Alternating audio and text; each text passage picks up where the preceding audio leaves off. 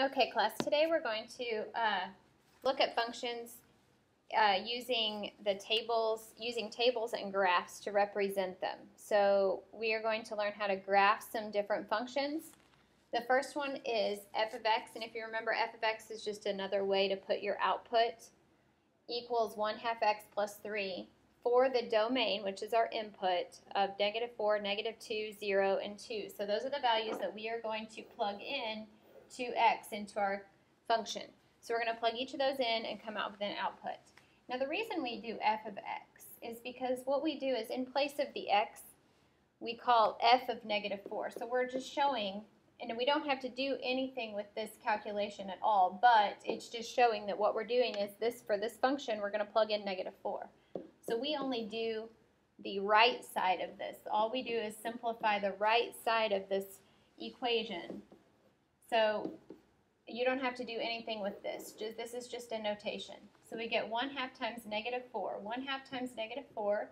If we take half of -4, we're going to get -2 plus 3. So f of -4 is how we say that. F of -4. That just means that when we plug in the domain -4, we come out with -2 plus 3 gives us 1. So that means we come out with 1. So when we plug in -4, we come out with 1. Now, we can make a little table here with our outputs and our inputs. We have our inputs and then our output, which is f of x. Okay, so when we plug in a -4, we're going to come out with f of x equaling 1. So we get 1. Okay, so now we're going to do this with all the rest of those numbers as well. So now we can do f of -2 equals 1/2 times -2 plus 3. So we get half of -2 is -1, so we get -1 plus 3. So that means f of -2 equals 2. So when we plug in -2 to an input, we get an output of +2. And we do that again with 0. 0 is pretty easy to plug in.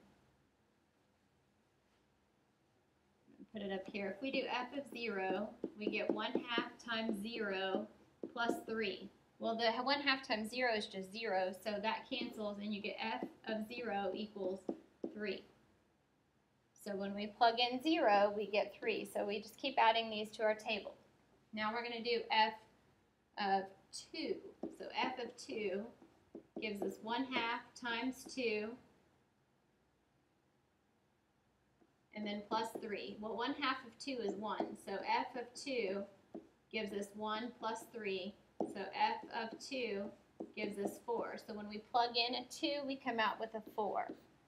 So now what we do is we put this table of values right here, we put it onto our graph. We take them over here and we plot them onto our graph. Our first point is -4, +1, so we go left 4, up 1, and we put a point. Then we do -2, +2, so we go left 2 and up 2. 0, 3, so we go 0 left or right, 3 up, and then we have 2, 4, so we go right 2 and up 4. You can connect the dots. It looks like what we get is a line. So this function graphs a line. So we do pretty much what we did yesterday, but we have to go through and make a table and actually plot our points. All right, so let's go ahead and look at example 2, or letter B, I'm sorry. Okay, letter B. All right, again, we have the same kind of thing. We are going to plug in a domain of -2, 1, 0, 1, and 2. This right here is our default domain. Okay. If you're not given a domain to use, which in your assignment that you will do, you may not actually be given a domain. You may have to actually make one up. So let's go ahead and make our table because we already know. Okay, we already know that we're going to be plugging in -2, -1, 0, 1, and 2. Those will be our x's. This out will be our output. This column will be our output.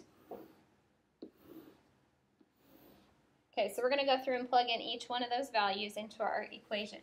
So we get f of -2 equals -2 squared plus or minus 3. So that's going to give us 4 minus 3. So when you put in f of negative 2, you get 1. So when we put negative 2 in, we get 1 for our output. Okay, let's do that again with negative 1.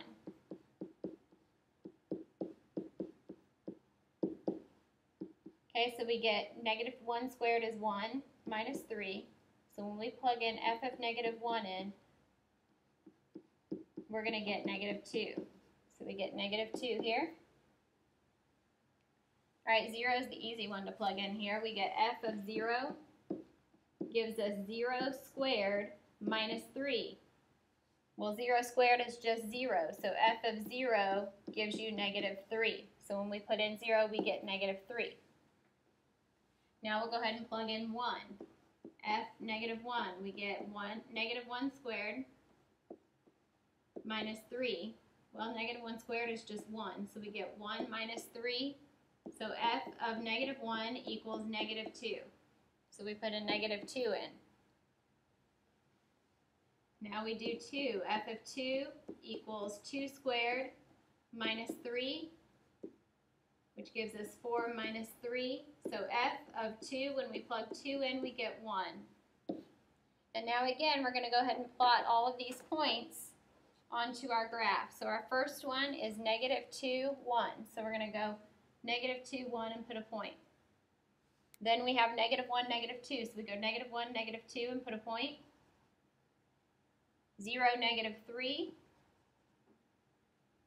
1, negative 2. And 2, 1. So you get what looks like a U. This is actually called, this is what's known as a parabola. And most of the ones in the problems that we're going to work with are either going to graph a line or a parabola.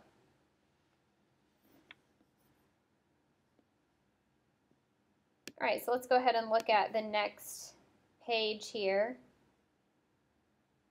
All right, so we have an electric motor scooter that can travel at 0.25 miles per minute.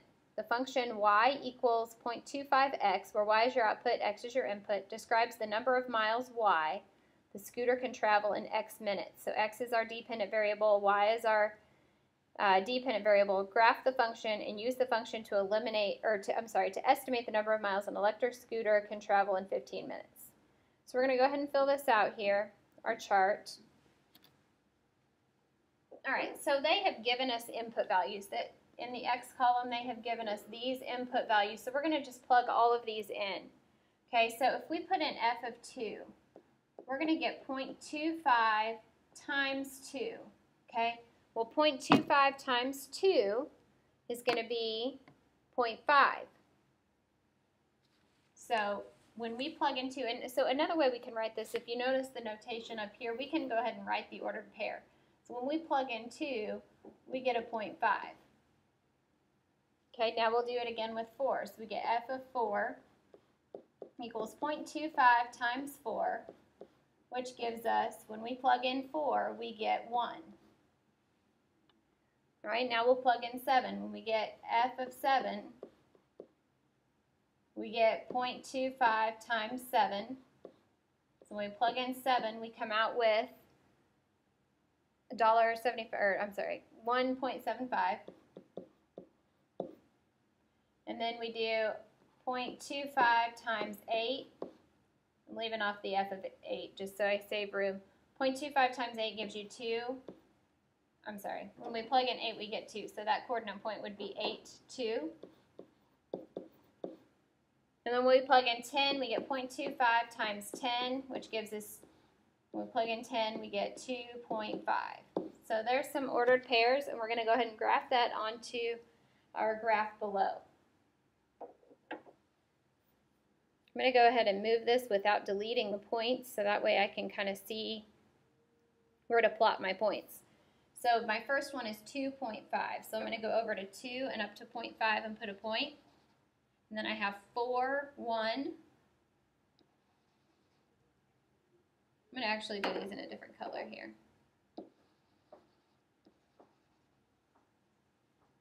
Then we have 7 and 1.75.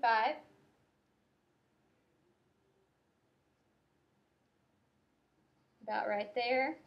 We have 8, 2. and then 10 and 2.5. So we're going to go all the way up to 2.5.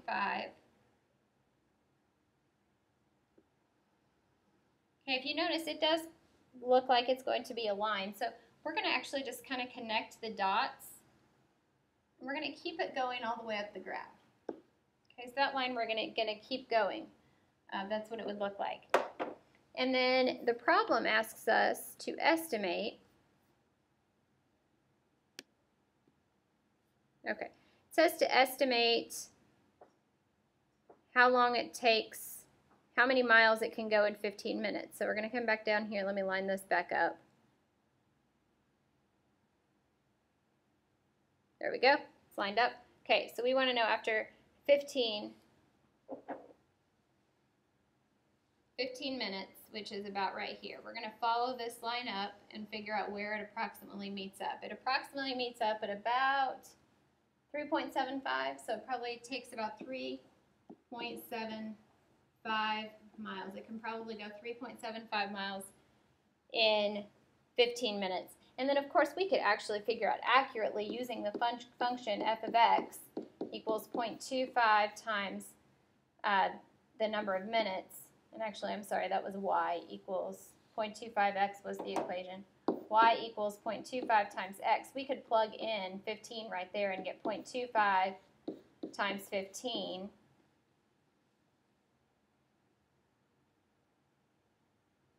And that would get us approximately what we wanted. That would give us about 3.75. So if we plug it in, we can verify it. So this is just another way to look at functions. We can look at them using tables, and we can look at them with their graphs as well. And that's what we will be working on tomorrow. Thank you for listening.